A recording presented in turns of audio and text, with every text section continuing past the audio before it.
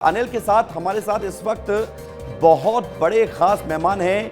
हमारे साथ major general Rajesh चावा जी लगातार हमसे बात कर रहे हैं। अनिल के साथ फौज है, पूरी फौज है जिनके पास एक्सपीरियंस है। अनिल, आप बात कीजिए और समझने की कोशिश करिए कि क्या हम युद्ध में हैं, क्या हम आगे बढ़ सकते हैं, क्या हमारा एक्शन अब शुरू हो जाना चाहिए, ऐसे तमाम सवालों को लेकर बातचीत कीजिए।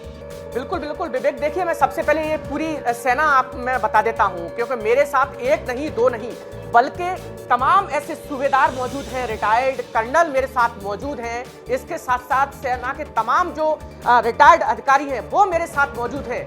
उनसे सबसे पहले मैं बात करूंगा। अरविंद सिंह तोमर हैं, पूर्व अभी अध्यक्ष हैं वर्तमान में पूर्व सैनिक संगठन के ग्वालियर चंबल संभाग के। इनकी भी बड़ी तैयारी है पूर्व सैनिकों की।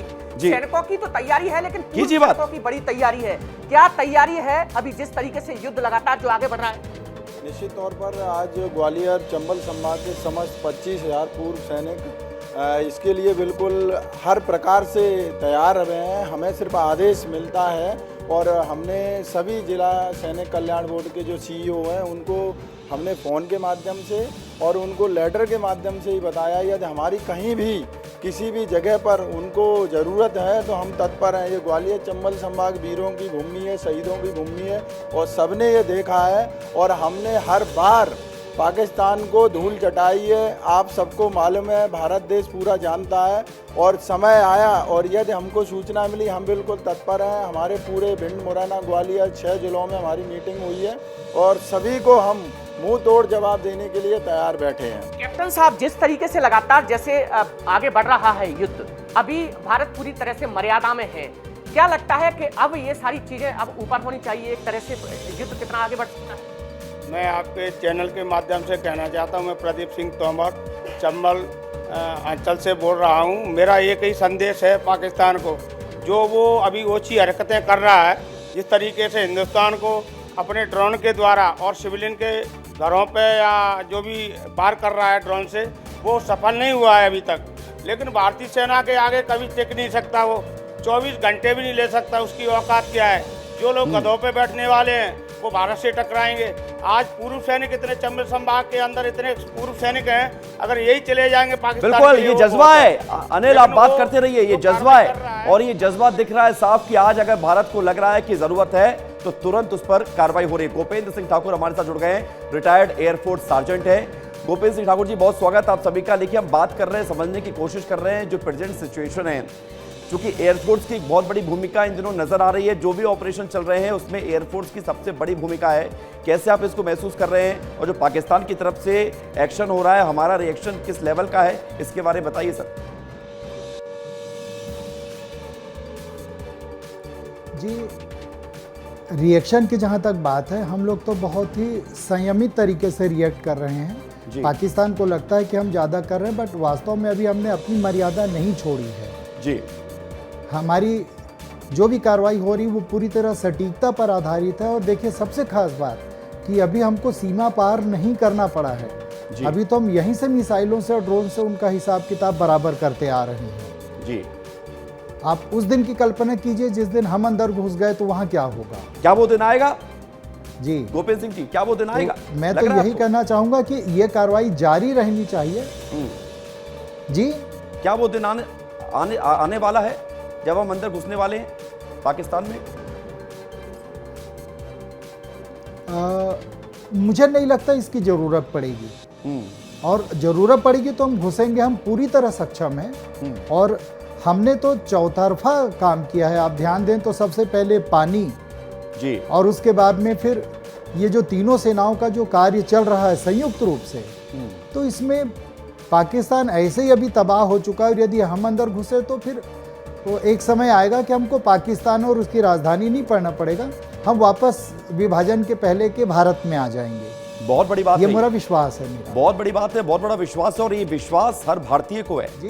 राजेश चावा जी, एक सवाल मैं आपसे पूछना चाहता हूं, क्योंकि हम लोग स्टूडियो में हैं, हमारी बड़ी टीम ग्राउंड पर मौजूद है, युद्ध वाले क्षेत्र में है। मैं युद्ध इसलिए शब्द का इस्तेमाल कर रहा हूं क्योंकि ये कॉमन वर्ड है, हालांकि हम लोग अभी युद्ध में नहीं है, लेकिन स्थिति जो बन रही है, पाकिस्तान लगातार तोप का इस्तेमाल कर रहा है। लेकिन राजेश सर, एक सवाल मेरा ये है कि आप चूंकि लगातार बात करते होंगे, आपके मन में ये जानने की इच्छा रहती होगी कि मौजूदा परिस्थिति क्या है।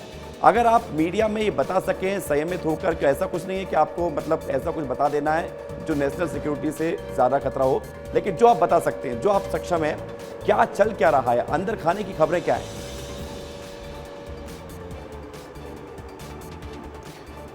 देखिए, अभी अगर आप देखें जिस तरीके से घटनाक्रम चल रहा है और जिस तरीके से प्राइम मिनिस्टर की ब्रीफिंग की जा रही है तीनों चीफ के द्वारा, सीडीएस के द्वारा, उसकी अजीत डोवाल के साथ मीटिंग चल रही हैं, राजनाथ सिंह के साथ ब्रीफिंग हुई है, विदेश मंत्री जयशंकर जी प्राइम मिनिस्टर को मिलने गए हैं। ये सारा घटनाक्रम बताता है कि चीज़ें मूव तो कर रही हैं। अब सवाल ये है कि एक चीज़ हमें और ध्यान रखनी चाहिए कि पाकिस्तान जो यूएस के विदेश मंत्री हैं उन्होंने मध्यस्थता की बात की जी। इंडिया कभी भी किसी दूसरे नेशन के द्वारा इंटरवेंशन एक्सेप्ट नहीं करेगा, तो ये तो बड़ा क्लियर है कि इंडिया का नो ही होगा यूएस के ऑफ़र को।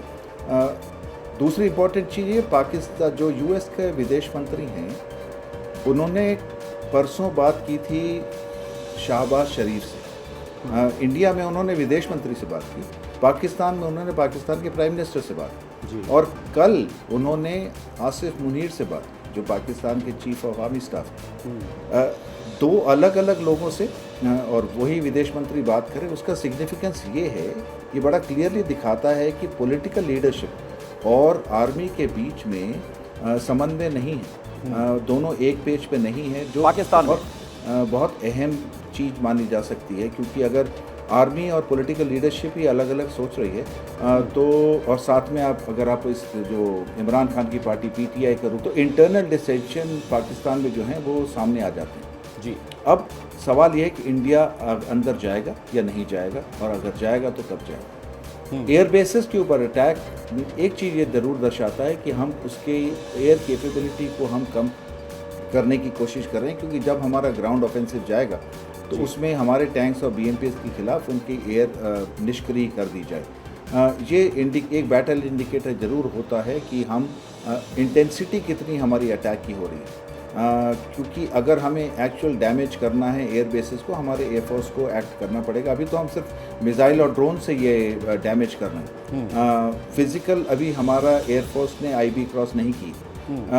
सबसे बड़ा बैटल इंडिकेटर यही होते हैं कि लेकिन सर वो तो क्या तोप का एयरफोर्स इस्तेमाल कर रहे हैं, वो तो तोप का इस्तेमाल कर रहे हैं और एलओसी पर लगातार फायरिंग कर रहे हैं। हम देखते हैं कि रात होते ही वो फायरिंग शुरू कर देते हैं और दिन रात यही कर रहे हैं, गोला बारूद कर चला रहे हैं, वो तो तोप का इस्तेमाल कर रहे हैं। हमें ये नहीं पता कि उसके बाकी जो शिप्स हैं क्या हमने ब्लॉकेट की कार्रवाई की है, क्योंकि ब्लॉकेट अगर करना है तो हमें दुनिया को बताना पड़ेगा कि हमने कराची एयरपोर्ट को ब्लॉकेट कर दिया, आप अपने शिप्स को, सिविलियन शिप्स को वहाँ पे मत भेजिए। ऐसा कोई इंडिकेटर अभी नहीं आया है जी। तो ना तो हमारे पास अभी कोई एयरफोर्स को आईबी क्रॉस करने की खबर है, अभी हमें ब्लॉकेट की भी खबर नहीं बताई गई है, अभी हमारा दूसरा एयरक्राफ्ट कैरियर कहाँ पे है इसकी कोई इन्फॉर्मेशन नहीं शेयर। जी, मैं लौट रहा हूँ आपके पास सर, लौट रहा हूँ। ग्वालियर से अनिल हमारे साथ लगातार बने हुए हैं, उनके साथ रिटायर्ड कैप्टन है, कर्नल हैं, सूबेदार है। अनिल, अब अपनी बातचीत जारी रखिए, तो जरा ये पूछिए कि जब आपके साथ जो लोग मौजूद हैं, इन्होंने शायद हो सकता है कि करगिल देखा हो, उसमें भूमिका निभाई हो, क्या इस वक्त एक सैनिक सोचता है, क्या निर्देश होते हैं, किस तरह से अगर युद्ध की स्थिति बनती है तो क्या क्या किया जाता है?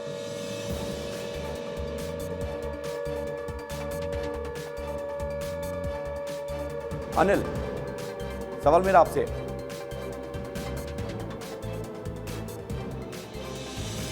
जी अनिल मैं सवाल, आपको मेरी आवाज आ रही है? सवाल ये पूछ रहा हूं कि एक्सपीरियंस जरा शेयर कीजिए। आ रही है आपके विवेक, साथ रिटायर्ड दोबारा बोलिए। कर्नल हैं, कैप्टन हैं, सूबेदार हैं, उनसे पूछिए कि युद्ध के समय क्या क्या होता है। करगिल में जिसने हिस्सा लिया हो तो उनसे पूछिए। कैप्टन साहब, मैं तुमसे पूछना चाहता हूँ, युद्ध के समय क्या क्या होता है? जिस आपने तो हिस्से लिए होंगे, क्या क्या तैयारियां हैं?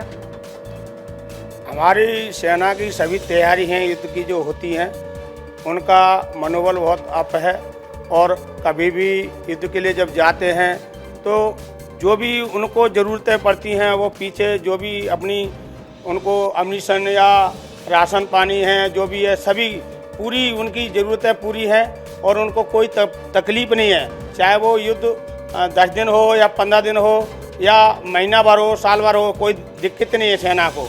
और हिंदुस्तान की सेना को कभी दिक्कत नहीं होती है किसी भी तरीके की, क्योंकि पाकिस्तान पहले भी हिंदुस्तान के साथ छेड़छाड़ी कर चुका है, उसका परिणाम उसको मिला है। क्योंकि 71 में भी पाकिस्तान जो है हिंदुस्तान के नीचे रहा। और हिंदुस्तान का तो वो हिंदुस्तान उसका बाप है, तो वो बेटा बाप से क्या लड़ेगा। अच्छा ये बताइए, पाकिस्तान कितने दिन तक ये युद्ध लड़ सकता है? अगर भारतीय सेना चाहे, युद्ध अभी पूरा शुरू नहीं हुआ है, अभी तो ये कुछ शुरू ही नहीं हुआ है, ये तो ट्रेलर है। युद्ध शुरू होगा तो 24 घंटे लगेंगे नहीं। लाहौर पे हिंदुस्तान का झंडा होगा और वहाँ लहराएगा, पाकिस्तान हिंदुस्तान के अंदर मिल जाएगा। तो मैं कहना चाहता हूँ कि अभी युद्ध शुरू नहीं हुआ है, युद्ध का कोई अभी 10% भी कुछ नहीं हुआ है। हिंदुस्तान तो सिर्फ पाकिस्तान जो हरकतें कर रहा है उसका जवाब दे रहा है। जैसे कि वो जो भी चाइनीज है, जो ड्रोन वगैरह है हिंदुस्तान में भेज रहा है, अभी तक कोई सफल नहीं हुआ है वो उसमें। लेकिन अभी हिंदुस्तान उसको अभी भी थोड़ा रियायत बरत रहा है कि अभी थोड़ा सा समय मिल जाए, ये थोड़ा वो। अनिल, मैं चाहूंगा जल्दी क्विक क्वेश्चन सभी से आप कर लीजिए, क्विक क्वेश्चन और जज्बा जोश जरा ये दिख जाए। अनिल जल्दी से क्विक क्वेश्चन, 1 मिनट आपके पास। लेकिन वो अभी बाज नहीं आया, तो हो सकता है आगे का परिणाम 24 घंटे में कुछ दूसरा मिले, जो आपके चैनल के माध्यम से, टीवी के माध्यम से ठीक है, सभी लोग देखेंगे दुनिया में कि हिंदुस्तान ने इसको बहुत दिन से, मतलब बहुत दिन से माफ कर रहा है। ठीक है, बहुत दिन से माफ कर रहा है, ये बात सही है। मैं लौट रहा हूं अनिल आपके पास। गोपेंद्र सिंह ठाकुर जी, एक सवाल मेरा ये है कि एयरफोर्स को लेकर जो झूठ फैलाया गया पाकिस्तान के दौरान, जो अभी प्रेस कॉन्फ्रेंस में बात सामने आई कि ग्वालियर एयरबेस को और भारत के दूसरे एयरबेस को पाकिस्तान ने टारगेट किया है, ये झूठ से पाकिस्तान को कितनी सफलता मिलती है? ये प्रोपेगेंडा पाकिस्तान को कितना फायदा पहुंचाता है? कोई सफलता नहीं मिलती। मैं आपको बताना चाहूँगा कि ये अब क्या करे, देखिए खिसियानी बिल्ली खंभा नोचे वाली बात है। जब वहाँ के डिफेंस मिनिस्टर और फॉरेन मिनिस्टर कहते कि हमने सोशल मीडिया पे देखा है कि हमने जहाज गिराए भारत के, मतलब वो खुद देखिए किस स्थिति में, उनको खुद को पूरी जानकारी नहीं है। मैं तो उनके ड्रोन जो आ रहे हैं उनकी भी बात कर रहा हूँ। कल से हम लोग या परसों से जो देख रहे हैं, आपने ध्यान दिया उनके किसी भी ड्रोन में बारूद नहीं मिला। अरे हो बारूद तब मिलेगा, सूखा ड्रोन भेज के क्या मतलब है? आधे ड्रोन में तो उनके कैमरे भी नहीं लगे, बेचारे फोटोग्राफी कर सके। सैटेलाइट से फोटोग्राफी करते तो उन्होंने जवाब दिया कि बोले हमने इसलिए उसकी जवाब नहीं दी ताकि उन्हें लोकेशन ना पता चल जाए। इस तरह की हास्यास्पद चीजें चल रही है पाकिस्तान की तरफ से। नहीं, लोकेशन का देखिए, आज की तारीख पे लोकेशन पता करना कोई बहुत बड़ी बात नहीं, खासकर जब सैटेलाइट इरा है। सैटेलाइट के युग में एक एक घास की पत्ती तक का स्थान सबको पता है, तो ऐसे में फोटोग्राफी करना ये सब छोटी मोटी हरकतें हैं। तो मैं नहीं समझता लोकेशन का पता करके उन्होंने कोई बहुत बड़ा तीर मार लिया। अच्छा, जिसको भेजा भी लोकेशन का पता करने, उसको हमने ठोक दिया या गिरा दिया। एक भी तो उनका ड्रोन या जहाज वापस जा नहीं रहा है। जी वो तो अपने गिरा दे रहे हैं, वो भारत के गिरा नहीं पा रहे हैं तो अपने गिरा दे रहे हैं। राजेश सर, एक सवाल मैं आपसे पूछूंगा। सवाल ये है कि इस प्रेजेंट सिचुएशन में भारत को अब क्या करना चाहिए?